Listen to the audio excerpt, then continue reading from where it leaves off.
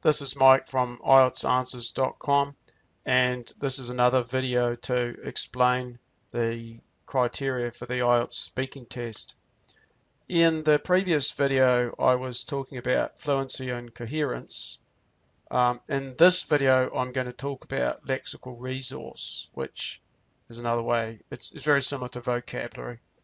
And I just want to draw your attention that the presentation I'm making is to do with the public version of the IELTS speaking band descriptors, which are an excellent way to understand how you get assessed in your speaking test. I have a link to this document on the speaking page of my website, but I'm actually going to be using another one based on this just in order to explain things a bit more clearly and talk about what the different band scores represent or how to achieve them in terms of the lexical resource of vocabulary. Okay, so let's turn over to my one. Let's just talk briefly about what vocabulary is first of all. So essentially, in order to get a better score, there's two key aspects. One is that you want to show talent to the examiner, and you can do this through aspects such as collocation, words that go together, like we would say go hiking, not play hiking. We play video games. We do homework. So this is collocation, words that go together. Some other important concepts are paraphrase, your ability to rephrase things, maybe rephrase words that the examiner uses. Or paraphrase is also important when you get stuck and you don't know the meaning of a word, that you can explain your way out of it. For instance, if you didn't know what a visa was to enter a country, you could say that you need to have a piece of paper that gives you permission to enter the country. The other thing that's very, very useful is colloquial language, and we'll have a little bit of a look at this when we look at the specific levels, but essentially this is spoken language, and it varies a bit sometimes from the way we write things. Okay, and precision is another important concept, that we can describe things precisely. Just like in Task 1 academic, there's a difference between an increase and a dramatic increase. So it's not a bad idea to use some adjectives and adverbs to more precisely explain things. So let's take a look now then at the different band scores.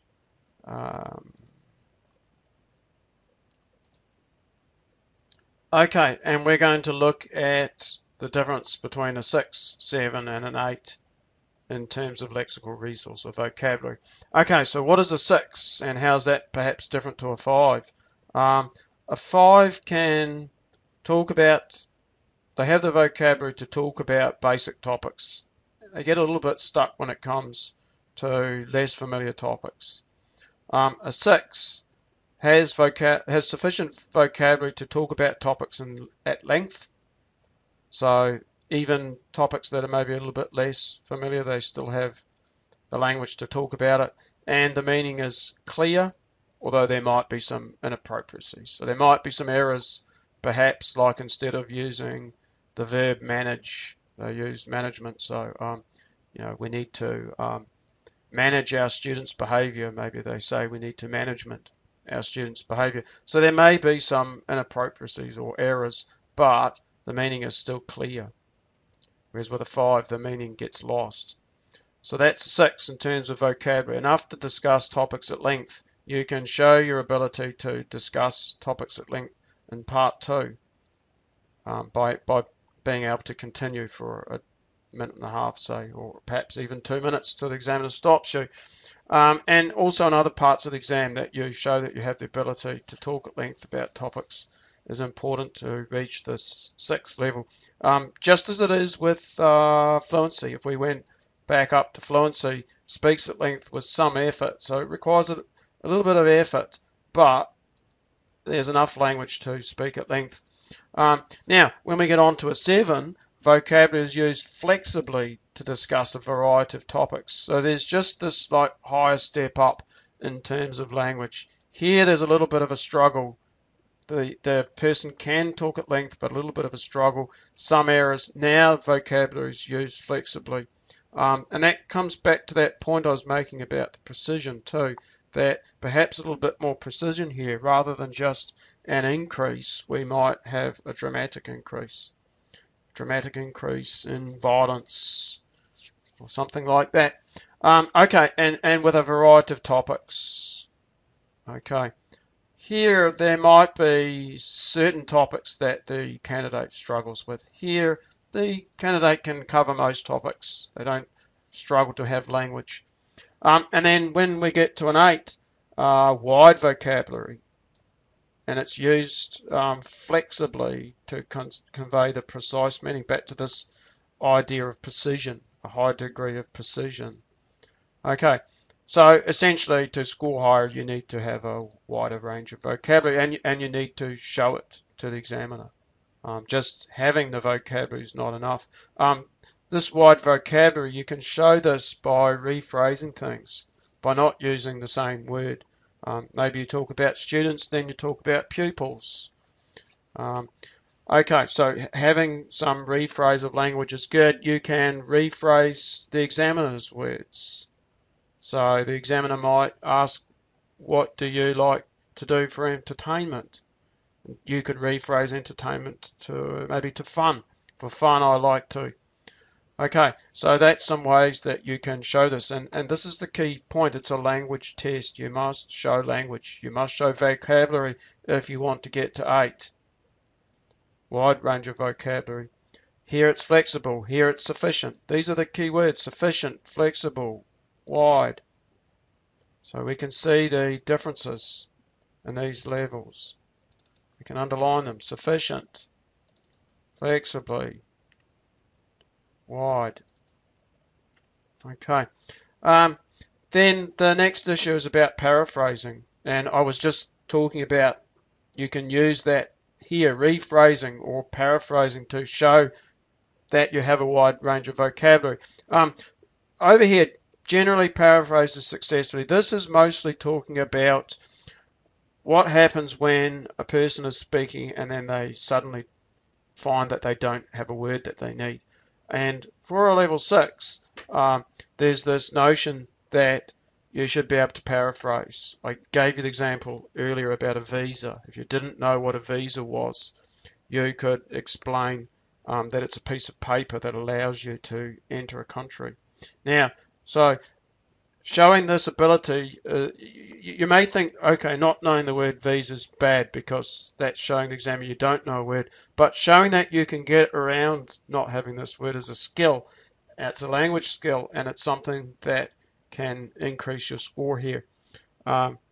If you've read Matt Clark's speaking book, he even suggests a potential strategy of pretending you don't know a word, paraphrasing it, and then after that suddenly remembering the word.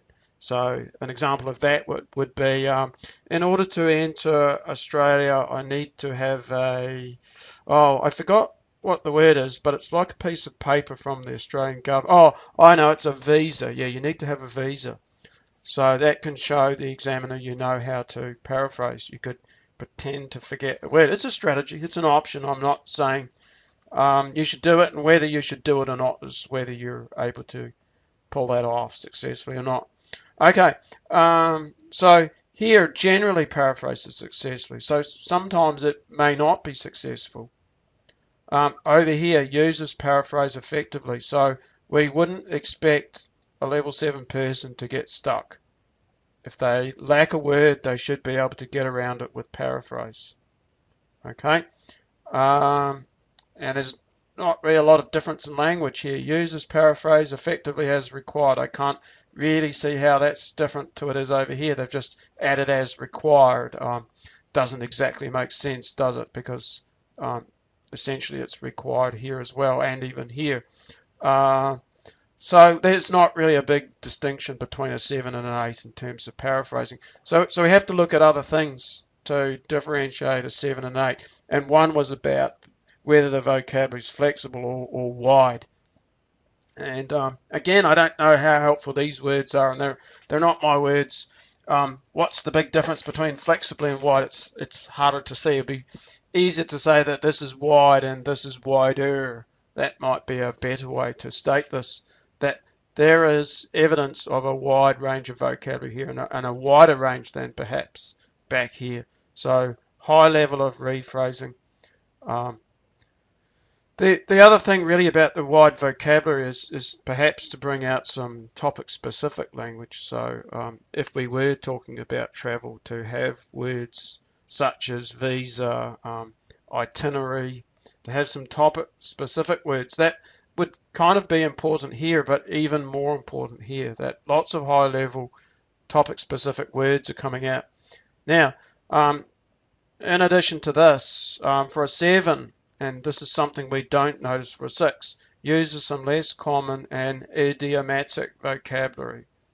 If you've ever been my student, you know that I push this very, very heavily, the idea of idiomatic vocabulary. Why? Because the examiner's looking for this at level 7. So ideally you show the examiner you have some idiomatic vocabulary. And my suggestion is to learn 10 to 15 items. Not so much learn, write them down on a piece of paper, commit them to memory, get them on the top of your head so that when you're taking the exam, they come out. Use about 3 to 5 idiomatic phrases. Idiomatic phrases are things like once in a blue moon, surf the internet, keep in touch with friends, to feel in high spirits. I have these on my website under vocabulary section. Okay, and then style, awareness of style. We speak a little bit differently than when we write, and if a person was to speak in a way that we write, that would be a lack of style. And so that might prevent a 7 and send things back down to a 6. Okay, and then collocation. I talked about this earlier. We play games, we do exercise, we go hiking. Collocation. Words that go together. And then for a 7, there may be some inappropriate choices, which is a bit different than an 8, where we see only occasional inaccuracies. Okay. In addition, for an 8, I would say that it's even more important to see some idiomatic vocabulary. It's important at a 7, it's even more important here, and less common language, sort of coming back to this wide vocabulary resource, that there's some less common language, some language that we wouldn't expect from a 7. Let's say we're talking about books. I'm impressed if a person uses the word genre. Let me type it in here, just so you've got it. Genre means the type of movie or book or music. For instance, movies, we have romantic comedies. It's always at the beginning, man and woman fall in love. There's always some problem, and by the end of the movie, the problem's solved. It's a romantic comedy genre. Okay, so there should be some higher level language. Essentially, if I summarize everything, the main determining factors of these different levels are the level of language. So as the level of language gets higher, more advanced, wider, more flexible, we start increasing our grade. And then the other determining factor is, which is not really that well stated in here, perhaps errors when things are used incorrectly, and that starts sending our score down. Mistakes with language. Not really stated that clearly in here, that it seems to focus a lot on the positives, but not too much on the negatives. We can sort of see that a bit here, that there's some inappropriate choices with some of this language. Okay, so that maybe gives you, if you want just like a really broad overview, the way to increase your score is to use high-level language and a wider variety. Don't get stuck on certain words. By get stuck, I mean don't keep repeating the same words. And then the way to avoid your score going down is to not make mistakes. And there's a trade-off involved here. We need to show high-level language. So to some extent, maybe we need to take a couple of risks. But at the same time, if we make too many mistakes, if we use too many words incorrectly, then down comes the score. Hope you found that useful. I'm going to make other videos on the other grading criteria.